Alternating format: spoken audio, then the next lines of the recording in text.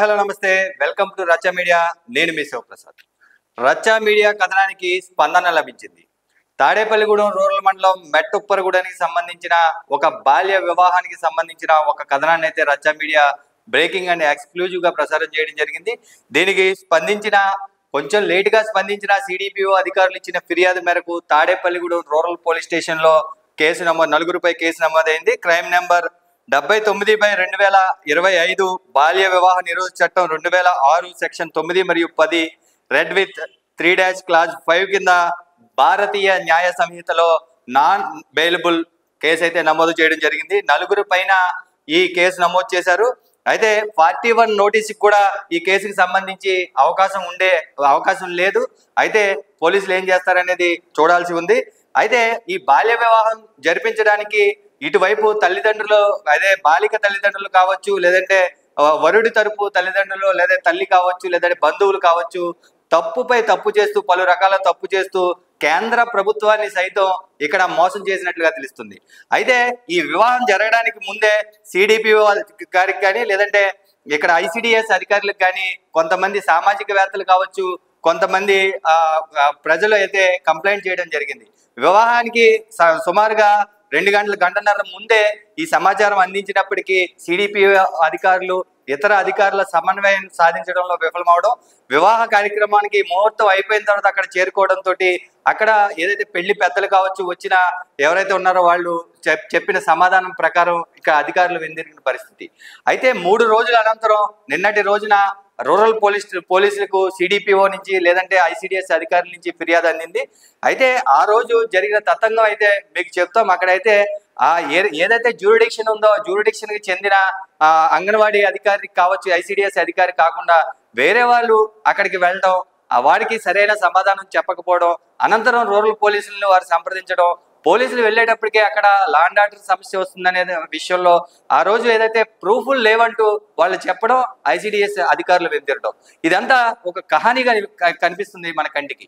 ఎందుకంటే ఖచ్చితంగా బాల్య వివాహం జరుగుతున్నప్పుడు ఖచ్చితంగా అడ్డుకోవాల్సిన అధికారులు అక్కడి నుంచి పొంతనలేని సమాధానాలు చెప్తూ మీడియాకు కావచ్చు, ఆ ఫిర్యాదుదారులకు కావచ్చు, పొంతనలేని సమాధానాలు చెప్తూ అక్కడి నుంచి వెనుదిరిగిన అనంతరం 3 రోజుల తర్వాత ప్రెషర్ పెరగడంతో నిన్నటి రోజున రూరల్ పోలీస్ స్టేషన్కి అయితే వీళ్ళు ఫిర్యాదు చేయడం, పోలీసులకు అందిన ఫిర్యాదు మేరకు వాళ్ళు కేసు నమోదు చేయడం జరిగింది.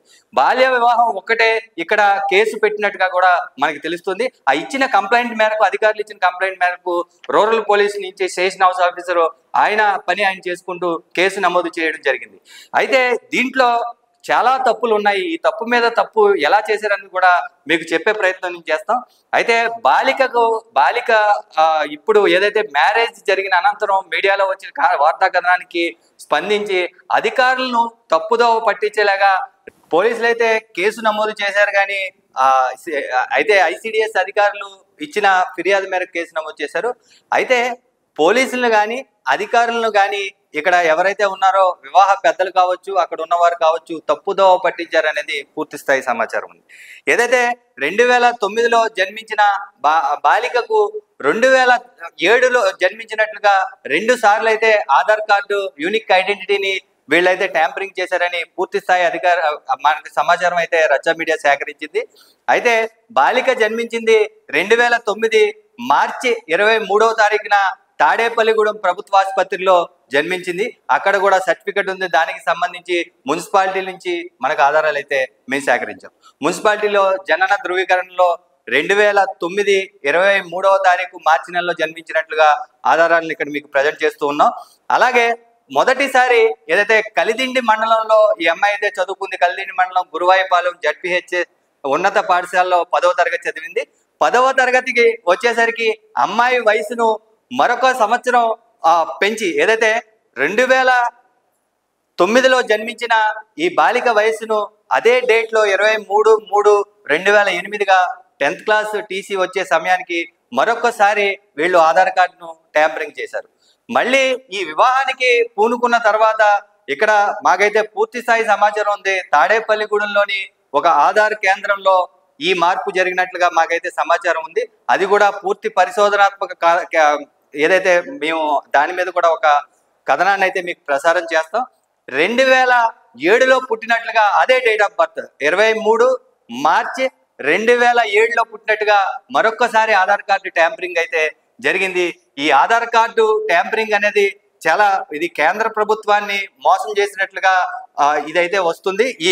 దీనికి సంబంధించి కొత్తగా వచ్చిన భారతీయ న్యాయ సంహితలో BNS 337 సెక్షన్ ప్రకారం కాగ్నిజబుల్ నాన్ బెయిలబుల్ ఎఫెన్స్ కింద కేసు నమోదు చేస్తారు.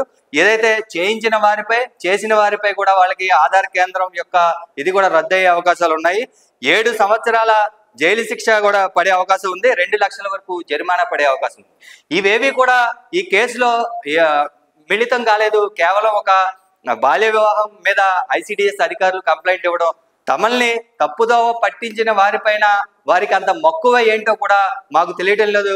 దీంట్లో CDPO నుంచి ICDS అధికారుల నుంచి అంగన్వాడీ వర్కర్ల దాకా ఏ విధమైన ప్రలోభాలకు లోనయ్యారు, ఒకవేళ మనీ మేనేజ్మెంట్ ఏమైనా జరిగిందా, లేదంటే రాజకీయ ఒత్తిళ్లు ఉన్నాయా, ఈ వివాహానికి హాజరైన ఒక రాజకీయ ప్రముఖుడు కూడా వారిపైన ఒత్తిడి తెచ్చున్నట్లుగా కూడా మాకు అయితే సమాచారం ఉంది. ఏదేమైనా సరే బాల్య వివాహాల రద్దు కోసం ప్రతిరోజు ఒక స్కూల్లో కావచ్చు, అంగన్వాడీ కేంద్రాల్లో మీటింగులు పెట్టడం, ఆ మీటింగుల్లో మీరు ఇచ్చే ప్రసంగాలను కూడా మేము ఇక్కడ ప్రసారం చేస్తాం. మీరు మాట్లాడిన మాటలు కూడా CDPO గారు కావచ్చు, ICDS సూపర్వైజర్లు ఒకసారి వింటే మీకు అర్థమవుతుంది. నీతులు చెప్పడానికే కాదు, పాటించడానికి కూడా ఉండాలి. మీరు చేసే బాల్య వివాహానికి మీరు సపోర్ట్ చేస్తూ వివాహం జరిగినప్పుడు ఆపి అమ్మాయిని జువైనల్ హోమ్ కి పంపించాల్సింది పోయి ఒక మానసికంగా మోసపోయిన ఒక బాలికను శారీరకంగా మోసపోవడానికి, వివాహానంతర కార్యక్రమాలు చేయడానికి మీరే ప్రోత్సాహం అందించారా? మీ ఇంట్లో ఇలాంటి తప్పు జరిగితే మీరు ఊరుకుంటారా అనేది కూడా ఇప్పుడు వస్తున్న ప్రశ్న. ఖచ్చితంగా CDPO కానీ ICDS అధికారులు దీనిపైన స్పందించాలి. ఖచ్చితంగా వారి పై అధికారులు ఎవరైతే ఉన్నారో ASO గారు కావచ్చు, ఇతర అధికారులు వీళ్ళపైన ఎంక్వైరీ వేసి చర్యలు తీసుకోవాలి. వివాహం జరిగిన తర్వాత జువైనల్ హోమ్ కి బాలికను తరలించకుండా వీళ్ళు చేసిన తాత్సారం వల్ల మరో తప్పు జరిగిందనేది కూడా ఊహాగానాలు మాకైతే వినిపిస్తూనే ఉన్నాయి. దీనిపైన పూర్తి విచారణ చేయాలి. బాధ్యులపైన అధికారులైనా సరే బాధ్యతపైన చర్యలు తీసుకోవాలని కోరుతున్నాం. అయితే దీనికి సంబంధించి పూర్తి వైఫల్యం చెందించిన CDPO కావచ్చు వైఫల్యం చెందారని చెప్పాలి. 3 రోజుల పాటు తాత్సారం ఎందుకు చేయవలసి వచ్చింది? అమ్మాయి యొక్క ప్రూఫ్లు తీసుకోవడానికి ఆన్లైన్లో రచ్చా మీడియా సంపాదించింది. మీరు అధికారులు మీరు ఎంతసేపు సంపాదించగలరు? మేము ఆ తర్వాత రోజునే ఆధారాలతో సహా వార్తను ప్రజెంట్ చేసిన కనీసం మమ్మల్ని సంప్రదించినప్పుడు మేము చెప్పినా మరి మీరు ఎందుకు అమ్మాయిని స్వాధీనం చేసుకుని జువైనల్ హోమ్ తరలించలేదు, వాళ్ళ వద్ద ఎందుకు వదిలేశారనేది కూడా ఇక్కడ $1 మిలియన్ ప్రశ్నగానే మిగిలిపోతుంది. దీనిపైన CDPO పై అధికారులు కావచ్చు ఎవరైనా వీరిపైన పూర్తి విచారణ చేసి వీరిపైన చర్యలు తీసుకోవాలి. అధికారులు తప్పు ఉంటే వారిపైన కూడా కేసులు నమోదు చేయాల్సిన అవకాశం ఉంటుంది. మాకు అందుతున్న విశ్వసనీయ సమాచారం ప్రకారం పెళ్లి కొడుకు ఎవరైతే ఉన్నారో విదేశాలకు వెళ్లే ప్లాన్ లో ఉన్నారని మాకు తెలుస్తూ ఉంది. అయితే అమ్మాయి తోటి పెళ్ళైన తర్వాత వివాహానంతర తంతు జరిగిందా లేదా, ఒకవేళ జరిగితే దాని మీద ఖచ్చితంగా పోక్సో కేసు కూడా నమోదయ్యే అవకాశం ఉంటుంది పెళ్లి కుమారుడి పైన. దీనిపైన కూడా పూర్తి స్థాయి విచారణ జరగాల్సి ఉంది. అయితే ICDS అధికారుల పనితీరు మాత్రం ఇందులో ఏదైతే బాధ్యులు ఎవరైతే ఉన్నారో వారిపైన పూర్తి వైఫల్యం వీరిదే అని చెప్పాలి.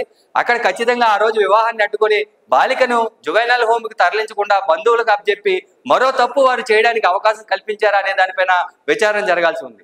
3 రోజుల తర్వాత వాళ్ళ కార్యక్రమాలు వారు ముగించుకున్నామంటూ వాళ్ళ ధైర్యంగా చెబుతున్న వేళ వీళ్ళు వాళ్ళకి అవకాశం ఇచ్చారా? దీనిపైన ఏదైనా రాజకీయ ఒత్తిడి ఉందా? కొంతమంది రాజకీయ ప్రముఖులు కూడా ఈ వివాహానికి హాజరవడం, అక్కడికి వెళ్ళిన అధికారులకు వాళ్ళు కూడా సర్ది చెప్పే ప్రయత్నం చేయడం కూడా జరిగింది. దాంతో అధికారులు వెందిరిగిన పరిస్థితి కూడా మనకి తెలుస్తోంది.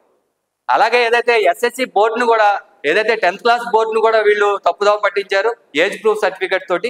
అలాగే ఎన్ని తప్పులు చేశారు వీళ్ళు అంటే అధికారులను, పోలీస్ అధికారులు కావచ్చు, రెవెన్యూ అధికారులు కావచ్చు, ICDS అధికారులు కావచ్చు, ఏదైతే శిశు సంక్షేమ అధికారులు కూడా వీళ్ళు ఖచ్చితంగా మోసం చేశారు, తప్పుదోవ పట్టించారు. ఒక సర్టిఫికేట్ తోటి తప్పుదోవ పట్టించిన వారిపై కూడా ఖచ్చితమైన చర్యలు తీసుకోవాలి. దీనిపైన మరింత పరిశోధనాత్మక కథనం మరో ఎపిసోడ్ లో రచ్చా మీడియాలో వస్తుంది. చూస్తూనే ఉండండి మీ అభిమాన ఛానల్ రచ్చా మీడియా.